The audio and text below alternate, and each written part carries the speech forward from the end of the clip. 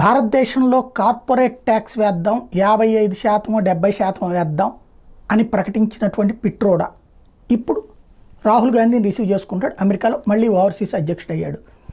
అదే సందర్భంలో ఎవరైతే సోరోస్ గ్రూప్కి సంబంధించిన వాళ్ళు అక్కడ మీటింగులు అరేంజ్ చేస్తున్నారు, కమలా హ్యారిస్తో మీటింగులు, బైడెన్తో మీటింగులు, ఇట్లాంటివన్నీ వీళ్ళందరూ కలిసి ఏం చేయబోతున్నారు? మళ్ళీ ఖలిస్తానీ ఉద్యమాన్ని రెచ్చగొట్టబోతున్నారా? మళ్ళీ తమిళనాడు తరహా భాషా ఉద్యమాలు రెచ్చగొట్టబోతున్నారా?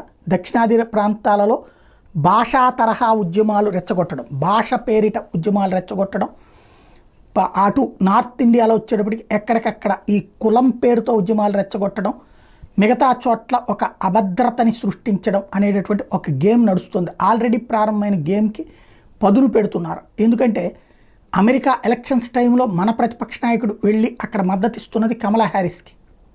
That means